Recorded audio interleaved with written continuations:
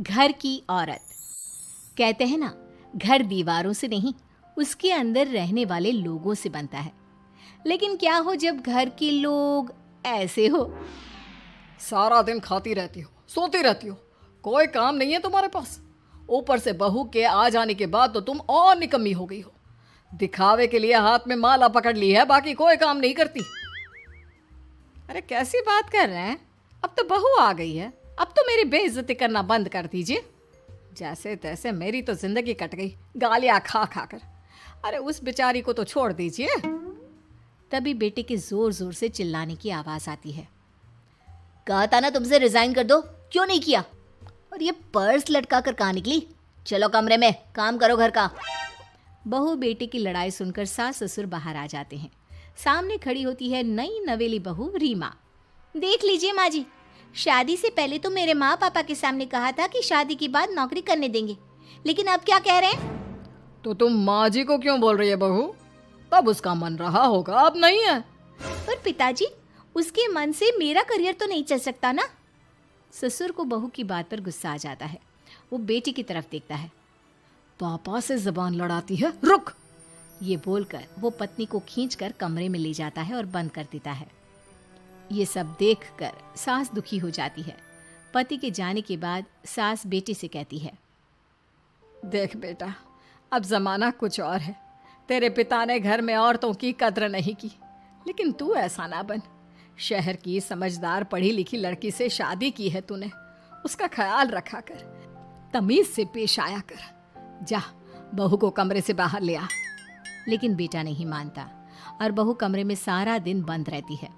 शाम को बेटा बाहर जाता है कि सास चाय और बिस्कुट लेकर बहू के कमरे में जाती है। बहू बेटा ये ले, चाय पी ले। रो रो कर कैसी शक्ल बना ली है बेटा। माँ जी, ये कैसे लोग हैं? आप कैसे मैनेज कर रही हैं? ऐसे थोड़ी ना होता है माँ जी। घर की औरतों को तो पिताजी और ये इंसान समझते ही नहीं। क्या करूं बेटा, मैंने तो जैसे तैसे सह लिया, लेकिन तू ना सहना। दोनों बात कर ही रहे थे कि ससुर आ जाते हैं। अच्छा, तो अब बहू को भड़का रही हो? बहुत दिन हो गए मार खाए, अब क्या बहू के सामने खाओगे? जाओ यहाँ से, और जरूरत नहीं है ज्यादा इस लड़की को सर पर चढ़ाने की, समझी? बहू को ससुर की बात पर गुस्सा आ जाता है, लेकिन वो कुछ नहीं कहती। आए दिन बहू देखती है कि कैसे उसकी सास और उसके साथ उसका ससुर और पति गंदा व्यवहार करते हैं। फिर एक दिन, ये क्या बनाया है? खाना बनाना नहीं आता क्या? ये बोलकर वो खाने की भरी सारी थाली फेंक देता है। अरे बेटा कोई बात नहीं, शांत हो जा, मैं अभी बाहर से कुछ मंगवा देता हूँ। हाँ पापा, ऑर्डर करिए। ऐसे खाने से तो पेट भरने से रहा। वैसे खाना तुमको बनाना आता नहीं और बाहर जाकर नौकरी करना चाहती हो। अरे तुम जैसे को तो पूछते भी नहीं है बाहर। बहू को पति की बात पर गुस्सा आता है, तभी सास बोल पड़ती है। तेरे से ज्यादा पढ़ी लिखी है, वो तो तूने इसे कहा था कि तू नौकरी करने देगा तो तुझसे शादी कर ली, वरना ना ही करवाते इसके माँ बाप तुझसे शादी इसकी। और कमाती भी ये तेरे जितना ही है बेटा। बहू हैरान रह जाती है कि जो सास खुद के लिए एक बार भी खड़ी नहीं हुई, वो उसके लिए बेटे को भी भला बुरा सुना रही है। उसकी नज़र में सास की इज्जत और बढ़ जाती है। वो सास को देखकर ये सब सोच ही रही थी कि उसके कान में एक जोर से चांटे की आवाज आती है। किसको किसको मार पड़ी? वो देख ही रही होती है कि उसकी नज़र जमीन पर बैठी सास पर पड़ती है। अभी तो धीरे से मारा, फिर जुबान खोली ना तो ऐसा मारूंगा कि कान के पर्दे फट जाएंगे। सास रो रही थी। बेटा और पति वहां से चले जाते हैं। पिताजी अच्छा किया माँ को जोर का चांटा लगाकर, आगे से जबान खोलने से पहले 4 बार सोचेंगी। बड़ी आई। दोनों हंसते हुए वहां से निकल जाते हैं।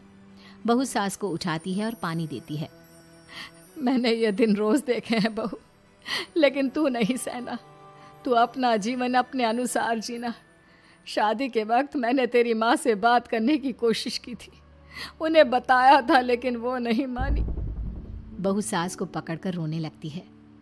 वो इसलिए नहीं मानी क्योंकि वो मेरी सगी माँ नहीं है। माँ जी, जिस तरह से आप मेरे लिए खड़ी हुई है ना, मेरी माँ भी नहीं हुई। बेटा मैं तेरा भला चाहती हूँ, तू नौकरी इस घर में रहकर तो नहीं कर पाएगी, एक काम कर, इस घर से चली जा, पैसे कमा और खुश रह। माँ जी, हो सकता है कल तक मैं आपके इस फैसले को मान जाती, लेकिन आज नहीं। माँ जी, आप यहाँ इस नर्क को झेले और मैं आपको छोड़कर चली जाऊं? नहीं, कभी नहीं। अगले रोज, सुनिए, वो क्या है ना, मुझे कुछ कपड़े और गहनों की ज़रूरत है, तो ज़रा पैसे दीजिए ना। अब आप घर के मर्द हो तो पैसे तो आपसे ही मांगूंगे ना। बुरा तो नहीं लग रहा ना आपको? नहीं नहीं, बुरा क्यों लगेगा, ये लो कार्ड, कर लेना शॉपिंग। अगले रोज, बिजली का बिल आया है 10,000 का, भर दीजिएगा। इतना बिल कैसे आ गया? बेटा वो क्या है ना, सारा दिन बहू घर में रहती है तो कमरे में एसी और टीवी चलता रहता है। अब कम से कम बाहर जाए तो 4 पैसे कमा कर लाए, लेकिन हम लोगों को थोड़ी ना औरत की कमाई खानी है, वो तो मर्द ही करता है ना। पति पर्स देखता है और फिर हाँ माँ, ठीक बोल रही हो, खैर चलता हूँ, ऑफिस का वक्त हो गया है। पति ऑफिस से पिता को फोन करता है। पापा, घर के खर्चे तो बढ़ते ही जा रहे हैं, ऊपर से महंगाई आप देख रहे हैं। मैं सोच रहा हूँ क्यों ना मीना को नौकरी के लिए हाँ कर दूँ, 4 पैसे ही लाएगी ना घर में। वो तो तू ठीक बोल रहा है, लेकिन ये औरत की जात, कल को 4 पैसे कमाने लगे तो यह नहीं कि सर पर चढ़कर नाचे। हाँ पिताजी, बात तो सही है, वो तो आप हैं जो माँ को मुट्ठी में रखा है, वरना मेरी वाली तो। खैर, सोचते इस बारे में। शाम को पूरा परिवार साथ बैठा होता है। वो कल पनीर की सब्जी बनानी है तो थोड़े पैसे देकर जाना। और हाँ, कीर्तन भी रखा है संडे को, उसके लिए सामान की लिस्ट बना दी है, ले आना। पापा को दे दो, वो ले आएंगे। अरे पापा कहाँ से ले आएंगे, मेरे पास नहीं है पैसे वैसे। लो, पैसे ही नहीं है? मेरे पापा की जेब तो हमेशा नोटों से भरी रहती है। बेटा, लक्ष्मी को जो पूजता है ना, उसके पास लक्ष्मी रहती है। जो घर की औरतों को मारे पीटे, वो भला कैसे लक्ष्मी का लाभ ले सकता है? वाह वाह, क्या बात है, तो जबान खुल रही है तुम्हारी। लगता है भूल गई पुरानी मार और डांट, क्या? हाँ माँ जी, शांत हो जाइए, मैं नहीं देख सकती आपको मार खाता, और फिर हो सकता है कि मैं आपको बचाने आऊँ तो ये भी मुझे मारे। ठीक है बहू, मैं कुछ नहीं कहती, तू ये लिस्ट बस दे दे, मैं चलिए आराम करने। फिर अगले रोज, सुनिए जी, वो मायके जाना है, वो क्या है ना, शादी के बाद से गई नहीं, तो ट्रेन की टिकट बुक करवा देना। तो मैं भी तो साथ जाऊंगा ना तुम्हारे। तो ठीक है, फिर फ्लाइट की ही टिकट करवा दीजिए। वो क्या है ना, अच्छा थोड़ी ना लगता है, आप पहली बार मेरे साथ जा रहे हो और हम ट्रेन से चले, ठीक है ना? पति ऑफिस जाता है, जहाँ उसका दोस्त कहता है, अरे क्या हो गया यार, परेशान सा दिख रहा है, तेरी तो नई नई शादी हुई है, भाभी परेशान कर रही है क्या? अरे नहीं यार, तू तो जानता है थोड़ी सी कमाई में घर चलाना मुश्किल हो रहा है, तू कैसे मैनेज करता है यार? कैसे क्या यार, तू जानता है ना मेरी बीवी रिया को, वो टीचर है, फिर घर में ट्यूशन करती है, साथ में बच्चे भी पढ़ लेते हैं।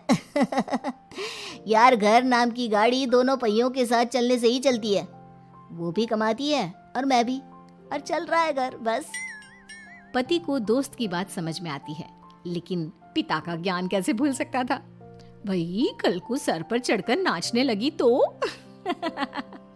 शाम को घर आता है, जहाँ उसकी बुआ और उसका बेटा बैठे होते हैं।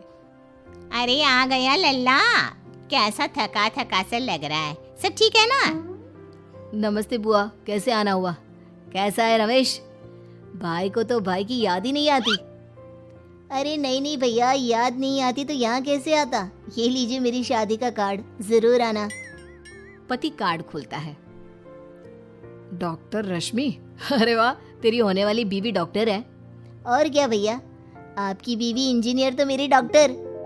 तभी वहाँ सास आ जाती है। अरे जब घर में ही बिठाना है बेचारी को, तो काहे का इंजीनियर है, तो काम वाली ही, घर का काम करती है और आराम। इतनी पढ़ी लिखी लड़की को घर पर क्यों बिठा रखा है? अरे बहू कहीं झोला छाप डिग्री तो नहीं लेकर आई है? पत्नी की बुराई सुनकर पति को गुस्सा आता है। नहीं बुआ, यूनिवर्सिटी टॉपर है मेरी मीना, और हाँ, बड़ी कंपनी में काम भी करती है।